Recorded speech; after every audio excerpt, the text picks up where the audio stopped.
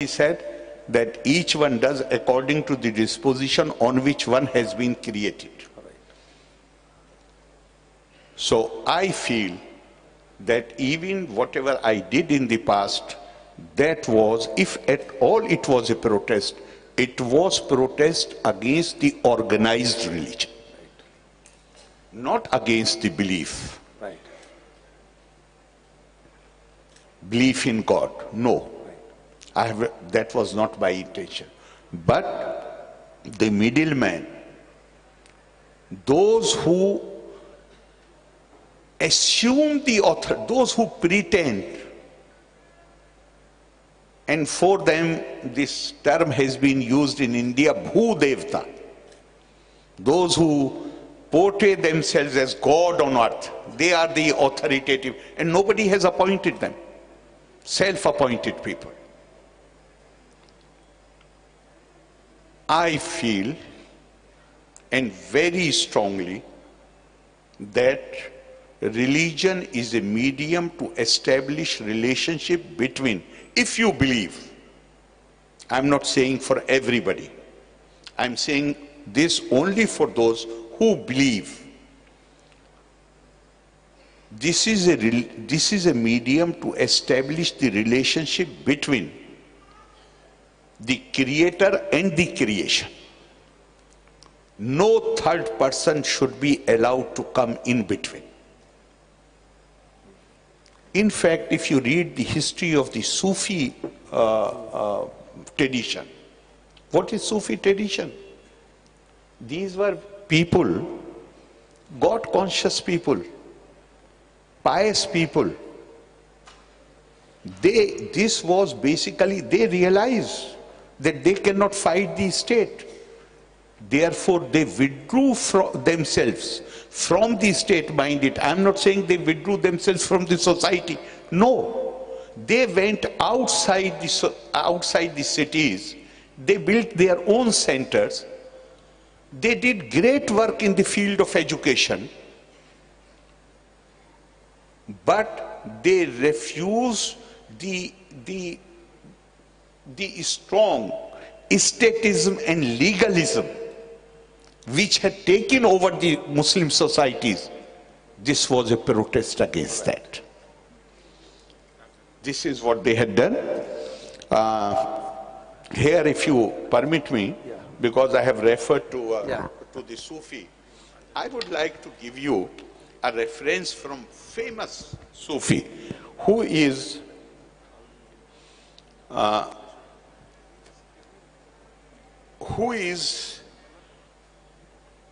describe anybody, par uske ho, you realize that you are creation of God? Usne kaha, yes.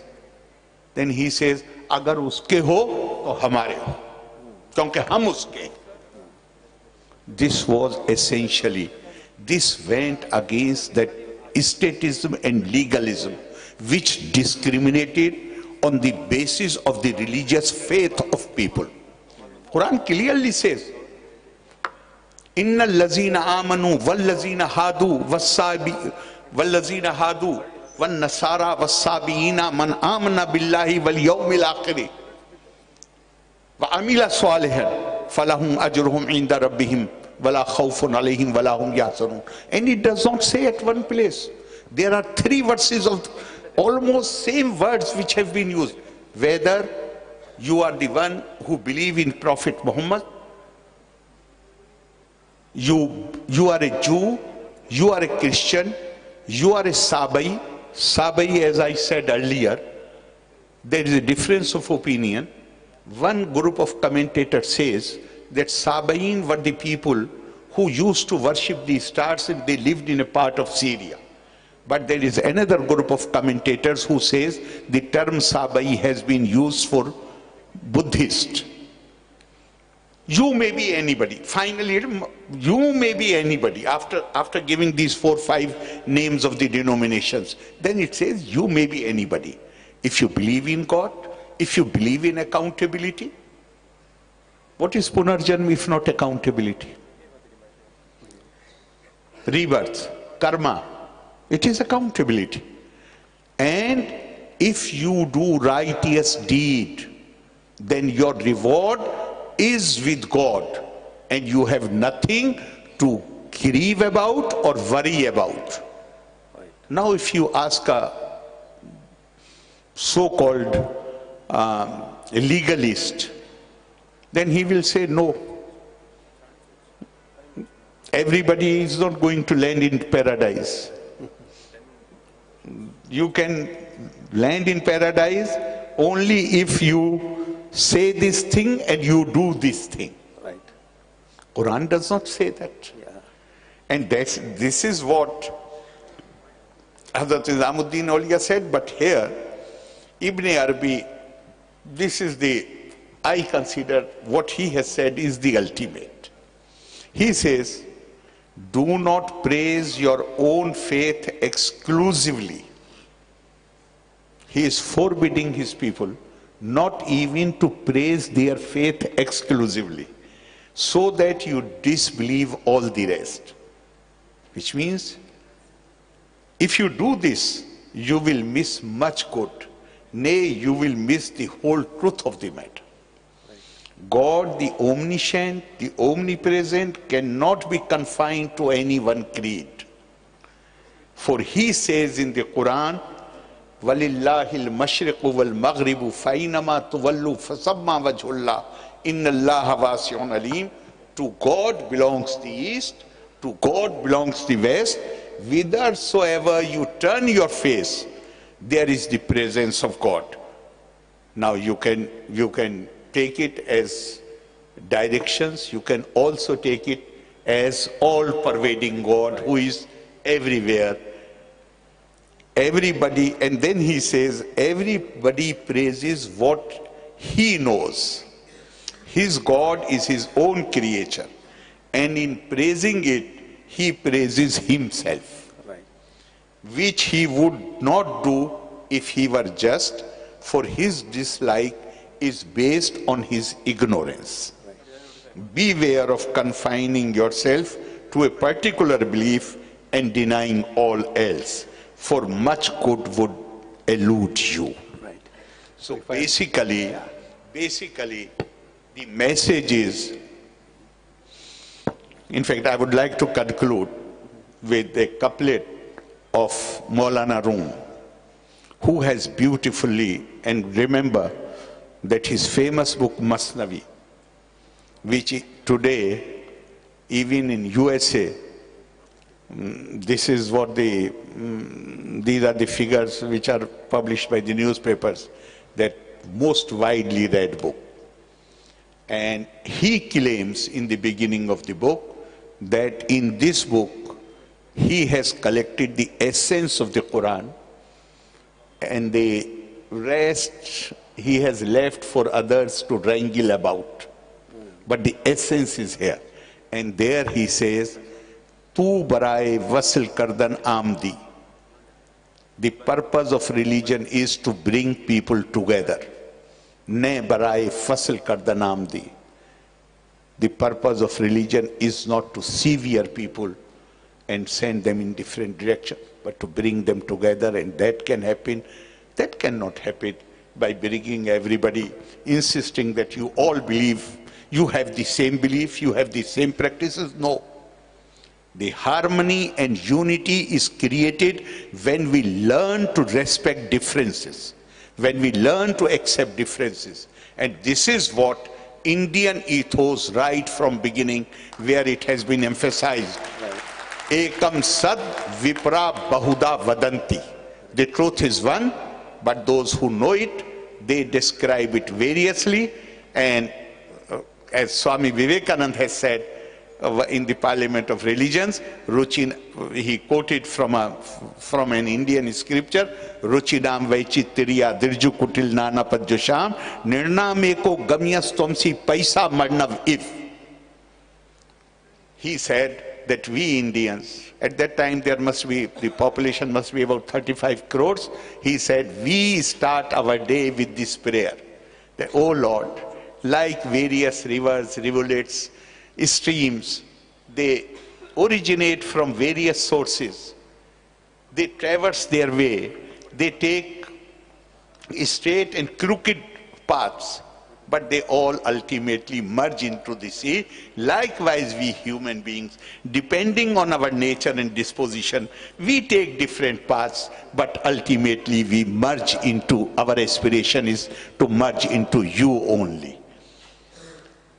That's I always emphasize this, that this is the way which teaches us not to tolerate, but what in the words of Swami Vivekananda, to accept and respect the differences.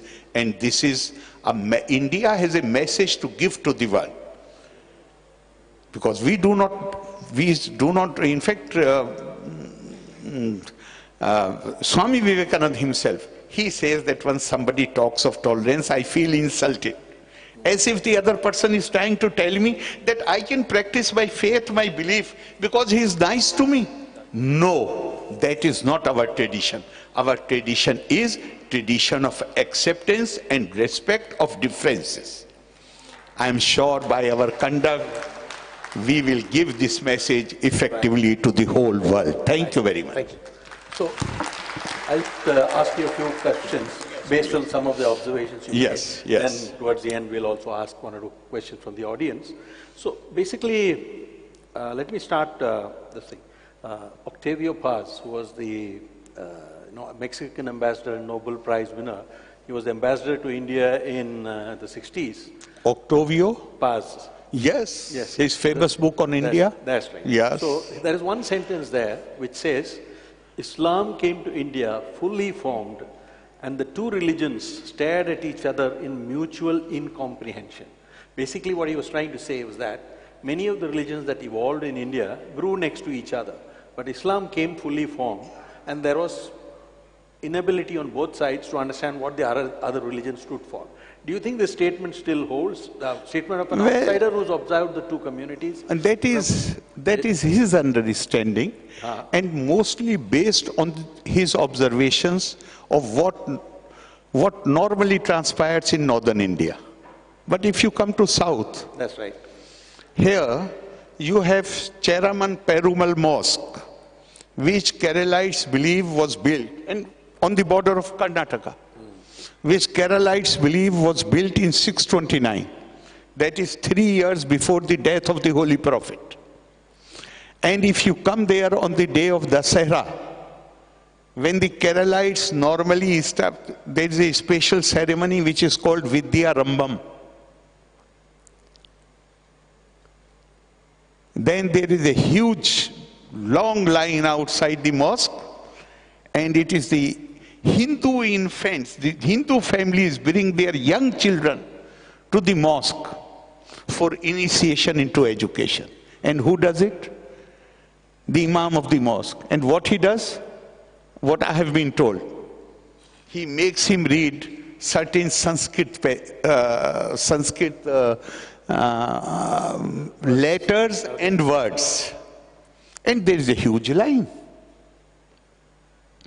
And there are so many.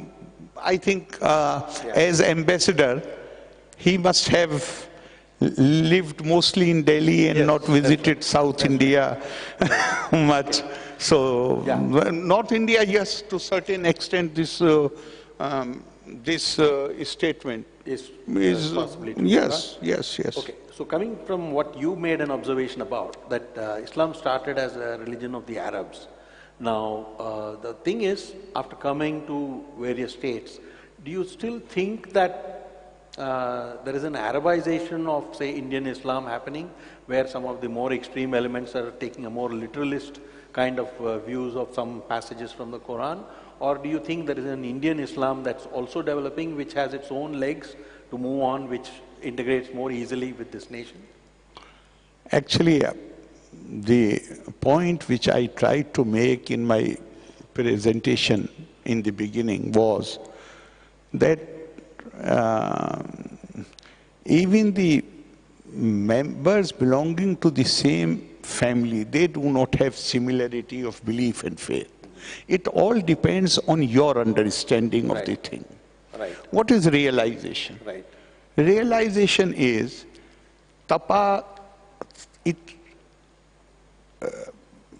the Tapa Swadhyay Niritam, ever devoted to the pursuit of that knowledge.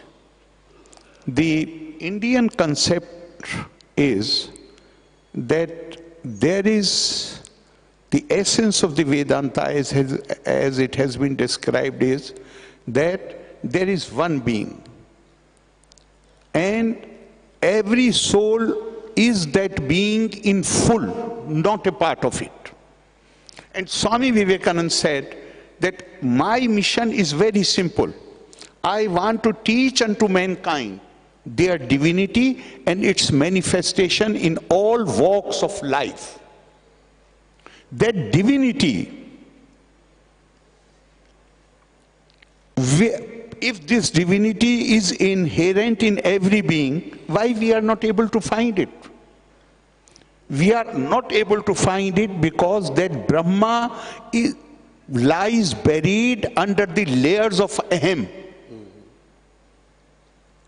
You are required to undertake tapa, right. Austerity, self-imposed discipline, self-imposed, you deny so many things to yourself. And this process of removing those layers of ahem, those layers of ignorance, and then you realize the Brahma. So this is not so easy that you give the whatever the faith and religion is. Why these Sufis, they used to undertake such long penances? So we mostly, the common man mostly goes what is told, whatever he is told. This is the religion. For last 30 years, generally, Muslims were under the impression that triple divorce has been permitted by God. Correct. And today the very same people who were saying that this is a divine law, now last year before last, in 2000, last year, when the matter was being heard by the Supreme Court, in their affidavit, even personal law board said that we know that this is innovation. We agree that this is unjust. Right. We agree that it must go. Why did they not say it 30 years back? Right. Why it took them 30 years to realize that this is something? Because now they realized. 86, nobody was asking this question. Nobody was asking them that if you are claiming that this is a divine law, show me where it is mentioned in the Quran. But now there were people who were asking them. Right. Actually, a lot of historians say that somewhere between the 8th and the 10th centuries, the concept of ijtihad, where you use reason to reinterpret ideas that may be there in the Quran or in Hadith or whatever it is, somewhere it got closed. The gates were closed. Now, do you think that in the 21st century it is possible to reopen those gates? And especially in a, let's say, diverse country like India, where this is very much important, because if you go to a literal word of a holy book, then there is a lot that one can interpret or misinterpret. But unless you use reason to come to interpret the same thing, just like you mentioned the triple talaq thing, whether it's mentioned, or even assuming it was mentioned in the Quran, now, you may, the Yuga Dharma concept in a Hindu can probably try and say, okay, maybe it was relevant then, but it's not relevant now. But is there something like that kind of a process that needs to begin in a country like India? I mean, India could show the way for global Islam for all that, if you are able to actually bring that concept in, instead of just, because why not reopen the gates? In response to that, a verse of the Quran comes to my mind, which says, "Illa tanfiru yu'azzibkum azaban alima, wa yastabdil qawman ghayrakum." Which means that if you do not move forward, if you do not go march forward, if you do not go ahead. In fact, before I complete that, I will refer to another small verse. Kulla yawmin huwa fi shan. You see his splendor, new splendor every day. What does that mean? I do not see God. How do I see the splendor? I see the splendor in the change which is happening all the time. And then this verse of the Quran. If you do not march forward, then you will land yourself in tormenting punishment. Right. And you shall be replaced, the position which you are occupying, you shall be replaced by another set of people. Anybody who equips oneself to respond to the call of the nature, the need of the nature, the requirement of the nature, will fill that place. It has happened not with just any one community. It has happened with every people everywhere, every country.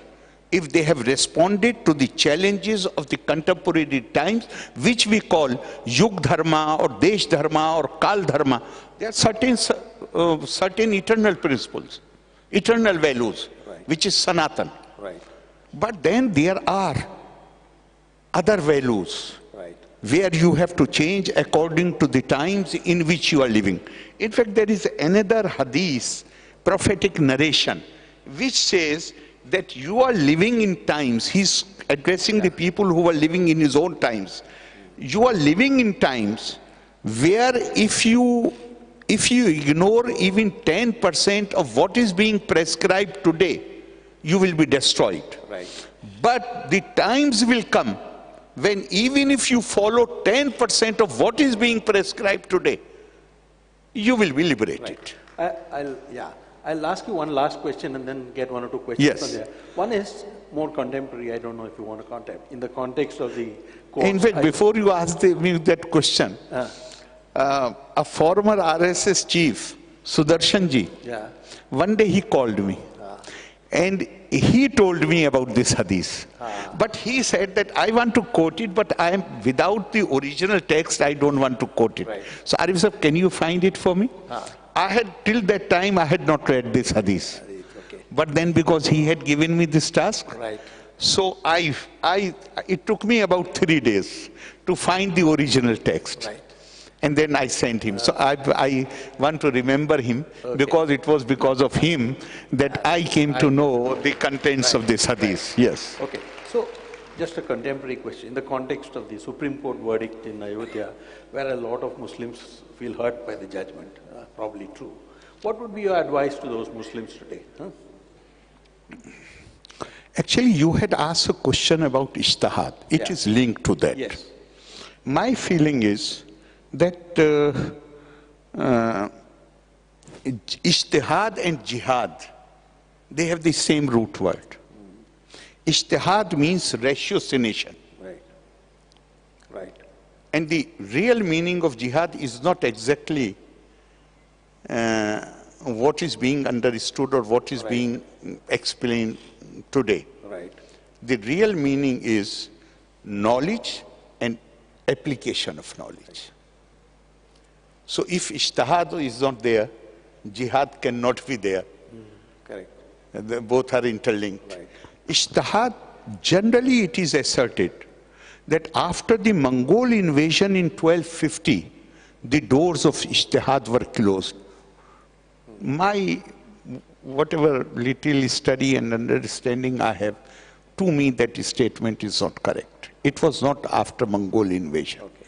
It was much before that, about 100 years before that, when Imam Ashari, Abul Hassan Ashari, Asharite, you are right. Correct. When he emerged on the scene, Right. the 200, 300 years before him, that is called the golden age of Islam. Yeah. Not because of the military victories, but the golden age started with the setting up of the house of wisdom, Right. Baitul Hikmah, which under Arabs were the nomads. Right. But after Islam, they had developed a thirst for knowledge. And it is important to recall that 9th and 10th centuries this is before European Renaissance. Right. It were the Arabs who were writing the history. Right. And where you look at Tabri, Ibn Asir, Ibn Kasir, Masudi, I'm talking of the historians. Invariably, you will find first chapter devoted to India. Why?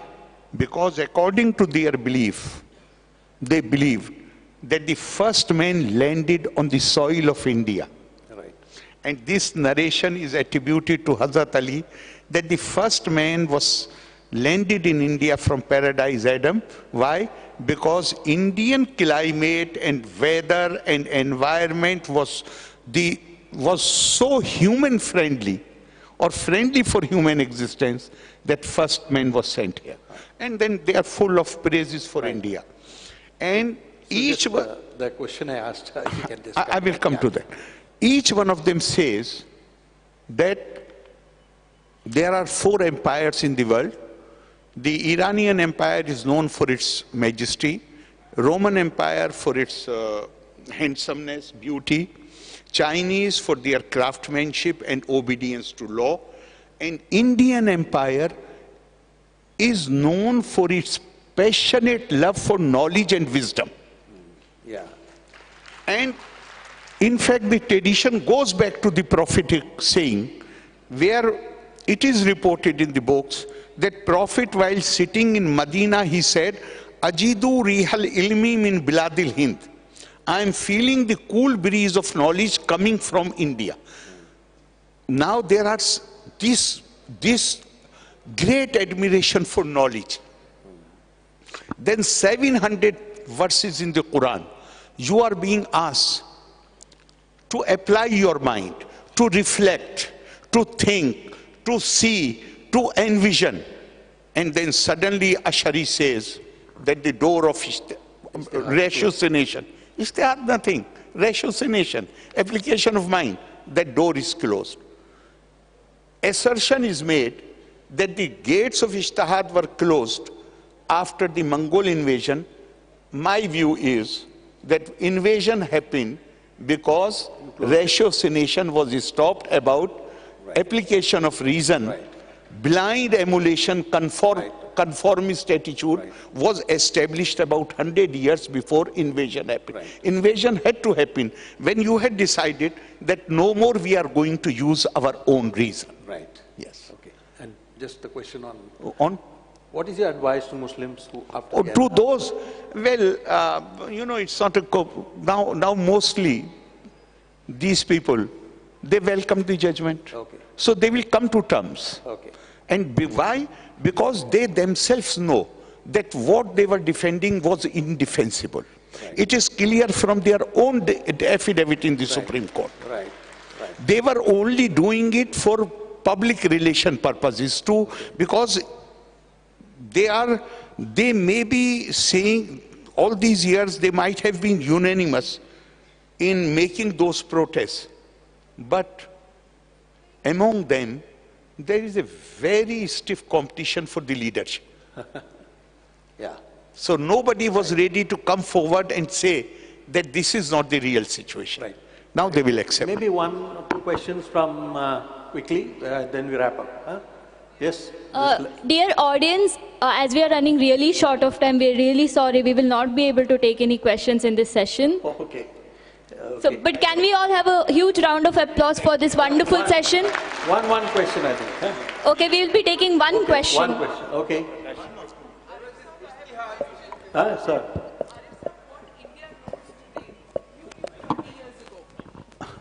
Thank you. I'm referring to the Shaban case, of course. Yes.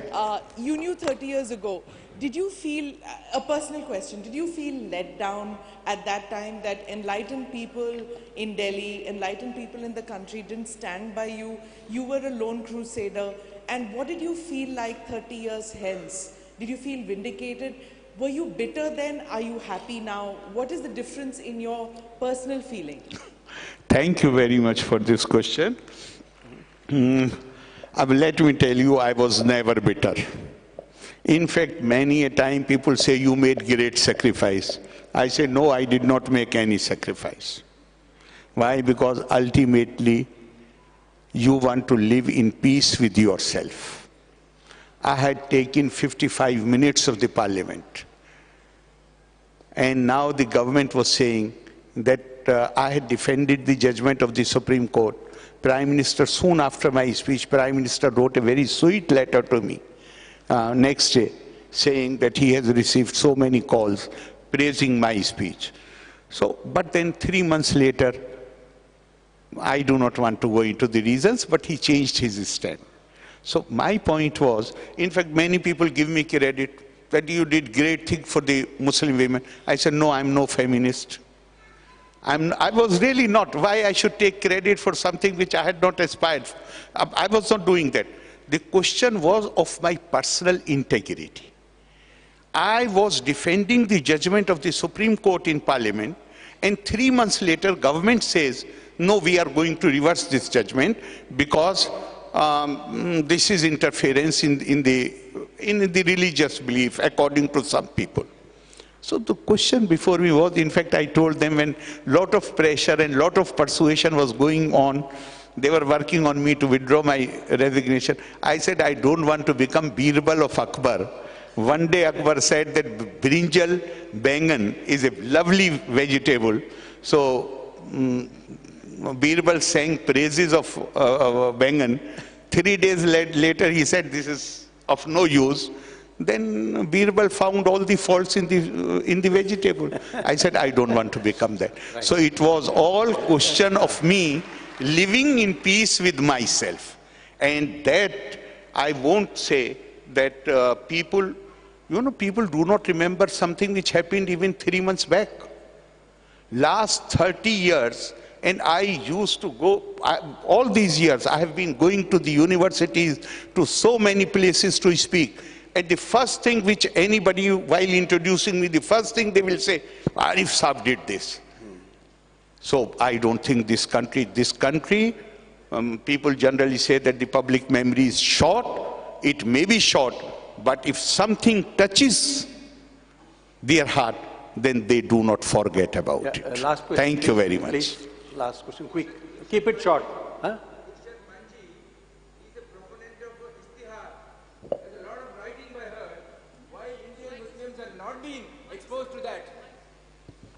Irshad Manji.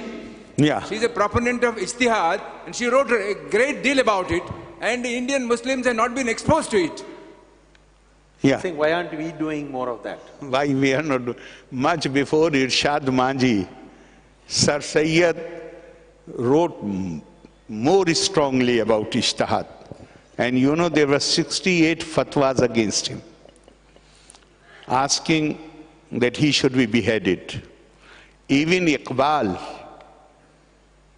6 lectures he gave, and they have been published, they were published during his lifetime. The title of the book is Reconstruction of Religious Thought in Islam. And it will be interesting for you to know that one of his close friends, a leading Muslim cleric, Maulana Suleiman Nadwi, went to him and told him in very clear terms that I'm asking you not to allow the translation of these lectures to be published in Urdu. Otherwise, even I won't be able to help you. You will become a confirmed kafir. So during his lifetime, the Urdu translation was never published. It was only after his death. So there are all kind of people. One question, your question raises one more question. And that is, that applies mostly to northern India. Because there, even the rate of literacy and education is very low. But at least what you are saying, in South, there should be more people who should be exposed to these kind of writings. I agree with you. Yeah, thank you. Would you like to propose a vote of thanks, please? It's a privilege to render the vote of thanks. Today, my words are not enough to express the gratitude, sir, on behalf of the Mangaluru Lit Fest, I would like to thank Honorable Governor Sri Arif Mohammad Khan. You have graced us with a thought-provoking address. Thank you very much, sir. And I also would like to thank Sri Jagannathan for moderating this session. Thank you very much. Thank you. Thank you, sir. Thank you very much. Thank you. Now the national anthem will be played. I request everyone to stand for the national anthem.